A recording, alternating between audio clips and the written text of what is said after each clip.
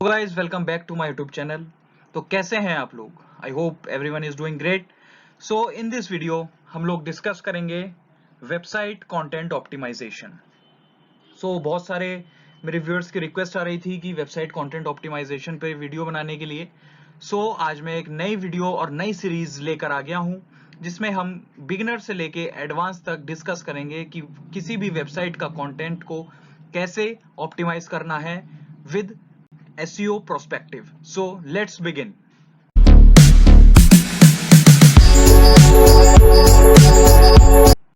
तो सबसे पहला पार्ट आता है व्हाट इज कंटेंट ऑप्टिमाइजेशन। जब भी SEO की बात होती है तो on page end of page दो तरीके का SEO होता है। तो ऑन पेज ऑप्टिमाइजेशन का एक बहुत ही इंपॉर्टेंट पार्ट होता है content optimisation. Content optimisation is a part जिसपे हम अपनी ही वेबसाइट का कंटेंट को इस तरीके से मॉडिफाई करते हैं ताकि बोथ सर्च इंजन्स एंड जो हमारे वेबसाइट के यूजर्स हैं उन दोनों के लिए हमारा कंटेंट फ्रूटफुल हो और हमारी जो रैंकिंग्स हैं गूगल सर्च में या किसी भी वेब सर्च में वो हमारी रैंकिंग्स इंप्रूव हो सके। इस पार्ट को कहते हैं हम कंटेंट ऑप्टिमाइजेशन। सेकंड पार्ट आता है कि हम कंटेंट को ऑप्टिमाइज करें क्यों। सबसे पहला पार्ट आता है क्रॉलर्स के लिए। सबसे पहले मैं आपको बता देता हूं क्रॉलर्स जिनको नहीं पता है। Crawlers are just like spiders of web browsers. वो उनका काम क्या होता है क्रॉलर्स का? वो क्रॉलर्स होते हैं, हर एक वेब ब्राउजर के पास होते हैं क्रॉलर। वो जाते हैं अलग अलग डिफरेंट साइट्स पर। उन साइट्स पर जाके उनका कंटेंट को एनालाइज करना, क्या सर्विसेज वो प्रोवाइड कर रहे हैं, कौन से प्रोडक्ट वो प्रोवाइड कर रहे हैं, उन सारी सर्विसेज को समझना और उसके बाद उन्हें अपने ब्राउजर में इंडेक्स करना। ये काम होता है क्रॉलर्स का। जब भी हम क्रॉलर के लिए अपना कंटेंट ऑप्टिमाइज करते हैं तो ये सोच के समझ के करते हैं कि जो क्रॉलर जब भी हमारे पेज पर आए, वेबसाइट पर आए, तो वो समझ सके कि ये पर्टिकुलर वेबसाइट क्या प्रोवाइड करती है, कौन सी सर्विसेज प्रोवाइड करती है। इफ इन केस उसको प्रॉपर समझ में नहीं आता है तो वो हमारी वेबसाइट को इंडेक्स नहीं करती है और फिर हमारी वेबसाइट जो है वो गूगल सर्च में डिलीवर नहीं होती है। और फिर आता है सेकंड हमारा यूजर। इफ जस्ट सपोज करिए आपका यूजर कोई आपकी वेबसाइट पर आया लेकिन उसको कंटेंट ही समझ में नहीं आया, जो आप सर्विस प्रोवाइड कर रहे हैं उसको वो समझ में ही नहीं आया कि आप दे क्या रहे हैं, कहना क्या चाहते हैं, कोई प्रॉपर फॉर्म ही नहीं है जो भी आपका पेज है। तो इससे क्या होगा, यूजर एक्सपीरियंस खराब होगा और यूजर एक्सपीरियंस खराब होगा तो वो खुद तो जाएगा ही जाएगा आपकी वेबसाइट से और वो रिकमेंडेशन भी आगे फॉरवर्ड नहीं करेगा कि इस वेबसाइट जो है, पर्टिकुलर ABC वेबसाइट जो है वो अच्छा सर्विसेज देती है। आपकी यूजर एक्सपीरियंस भी अच्छा होना चाहिए ताकि आपका जो यूजर है वो बायर में कन्वर्ट हो सके। इस वजह से हम यूजर्स के लिए कंटेंट को ऑप्टिमाइज करते हैं। और थर्ड पार्ट आता है रैंकिंग्स के लिए।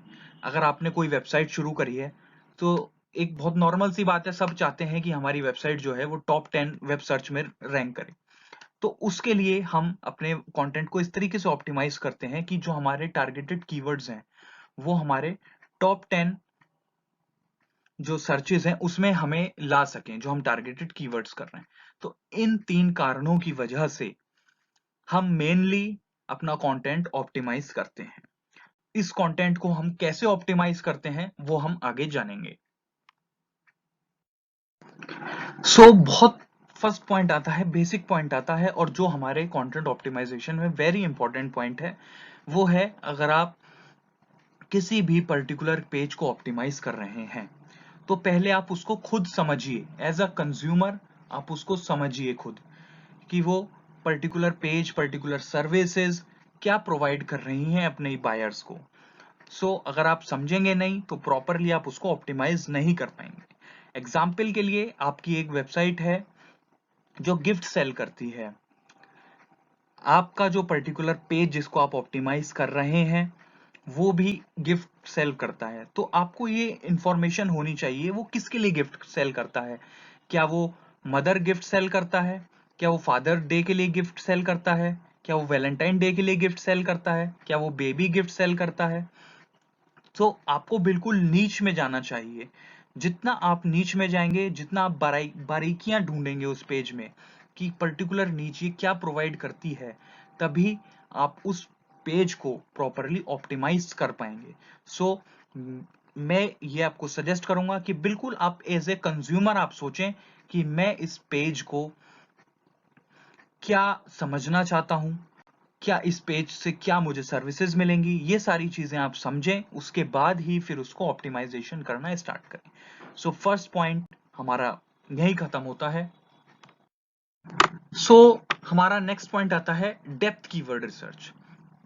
आपने पेज समझ लिया क्या पेज डिलीवर कर रहा है, आपने उसके लिए कीवर्ड रिसर्च भी कर रखी थी, फिर भी रैंकिंग्स नहीं आ पा रही हैं, तो हम क्या करें?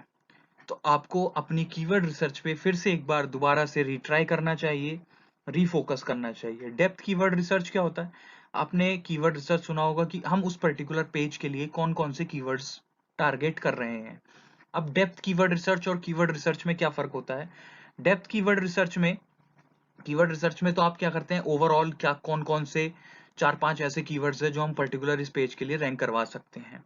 अब डेप्थ कीवर्ड रिसर्च जब होती है जब आप पर्टिकुलर किसी भी प्रोडक्ट कैटेगरी में डिवाइड हो जाते हैं, किसी सर्विसेज में डिवाइड हो जाते हैं।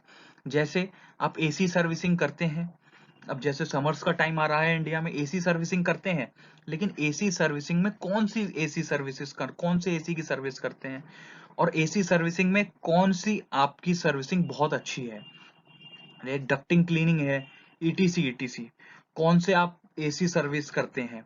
तो ये सारी चीजें, जस्ट लाइक आप विंडो एसी ठीक करते हैं या फिर स्प्लिट एसी ठीक करते हैं, आपने आपका पेज है कि आप एसी सर्विसिंग करते हैं, लेकिन आपकी एक्सपर्टीज किस में है, विंडो एसी इंप्रूव करने में या फिर स्प्लिट एसी इंप्रूव करने में। तो ये सारी चीजें आपको इंप्रूव करनी होंगी, और जितनी बेटर तरीके से आप इन डेप्थ कीवर्ड रिसर्च करेंगे, जैसे कि आप टारगेट करते इस वक्त अगर आप टारगेट कर रहे हैं, एग्जाम्पल से ही मैं समझाता हूं कि जैसे आप समझा सॉरी रैंक करवाना चाहते हैं एसी सर्विसिंग पे, अपने पेज को एसी सर्विसिंग इन मुंबई, जैसे आपने अपने कीवर्ड को वो कीवर्ड आपने टारगेट करा एसी सर्विसिंग इन मुंबई, और उसको अपने पेज पे टारगेट करा और उस पे आप रैंक करना चाहते हैं। लेकिन इस पे जो कीवर्ड डिफिकल्टी है वो बहुत ज्यादा होगी, क्योंकि एसी सर्विसिंग इन मुंबई पे बहुत ज्यादा लोग टारगेट कर रहे होंगे।